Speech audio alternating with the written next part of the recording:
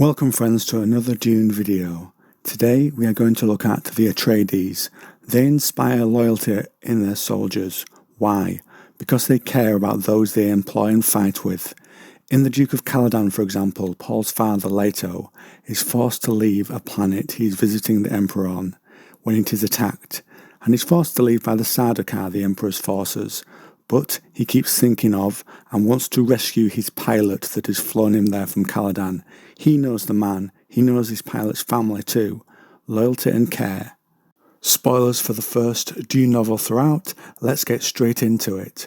We're going to look at the circle of people that Atreides employ, look a little at who they each are and how they joined the Atreides, and, including the traitor, look at how those bonds of loyalty affect their behaviour in the first Dune novel. We will start with Duncan, Idaho.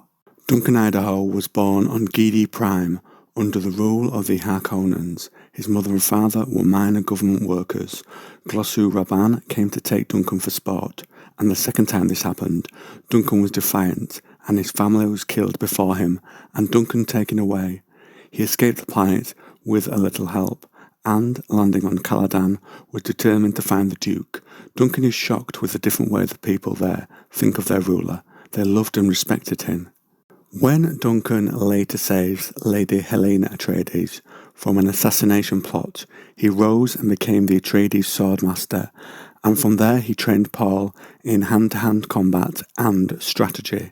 So, when the Sardaukar attack, under guise as Harkonnen troops, Duncan fights to save Paul, and kills 17 of the Emperor's elite warriors before taking a blow to the head himself and dying, saving his new family as he couldn't save his own because of their loyalty to him. Next up is Thufir Hawat. When House Atreides is given Arrakis, Hawat is one of the advisors who helps Leto. He was given charge of their compound in Arrakeen, and Harkonnen agents tried to kill Paul, so he offered to resign, but the Duke saw this as a chance for the Mentat to learn, and kept him in his service. Leto gives Thufir a second chance, even though his son was almost killed, showing faith in the man's abilities. Hawat, using his Mentat abilities, saw the alliance between the Harkonnens and House Corrino, the rulers of the Imperium, as Leto was popular with the Landsrat, which represents all the great houses. What he did not see was the number of troops that will be brought against them. The Baron takes Thufir and forces him to aid him when Arrakis is returned to his house with poison in his blood, and only the Harkonnens have the cure for it. Thufir is forced to aid them for 2 years, and also tries to arrange an attempt on the life of Fate Harkonnen, which fails, and he cooks up other schemes to bring the downfall of the Harkonnens around. Even with the risk to his life, and with none of the Atreides alive, he still tries to bring down the house that murdered them, repaying the faith Leto showed in him before, perhaps.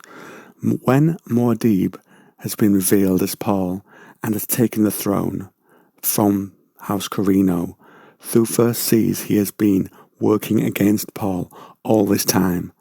Paul offers his life for Hawat's service to the Atreides, but rather than take the life of his Duke's son, Thufir takes his own, protecting Paul in the only way he could in that moment, and like Duncan, another sacrifice. Next up is Gurney Halleck. He was raised on Giedi Prime, where he was used as a slave labourer. After the murder of his sister, Gurney escaped, and eventually finds service with House Atreides. He became one of Paul's instructors, and went with the Atreides when they were given Arrakis. He lived after its fall, and became a spice smuggler to hurt the Harkonnens. 2 years passed, and he found the fabled Fremen leader as Paul, his former pupil, and now his Duke.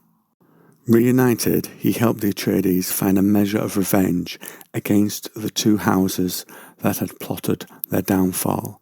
And last we have Wellington Yue. He was a secret agent for the Harkonnens, and was a personal physician to Leto. As part of his imperial conditioning, a Suk doctor is given that to prevent them being able to harm others through blackmail, bribery or pressure.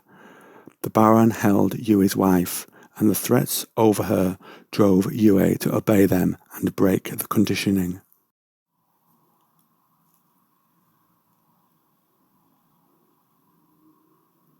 When the Baron attacks the Atreides, Yue disables the shields around the Atreides palace in Arrakeen, and he paralyzes the Duke, but gives him a poisonous tooth to kill the Baron. Yue then finds before he dies that his wife has been dead for some time, but prior to this, his links to the Atreides have driven him to leave survival kits for Paul and his mother, who are left to fight out in the desert by the Harkonnens, and this aids them until they find the Fremen. So it's clear that despite the threat to his wife, the Atreides have instilled in him enough loyalty that he still tries to help Paul and Jessica. So out of the 4 people who support the Atreides, 2 of whom are mentally tortured, they still try to help them in whatever way their situation allows. Duncan gives his life for them, and Gurney continues his fight for around 2 years to hurt the Harkonnens. This is the loyalty the Atreides instill in their people on Caladan and those around them. It might not always let them win, but the aid it offers to them in the hard times of the first Dune book can be seen. Now, reader, I turn this over to you. What do you think to the loyalty the Atreides instill? What did it gain them in the end? Have you ever beaten 17 Sardaukar in combat? Comment down below.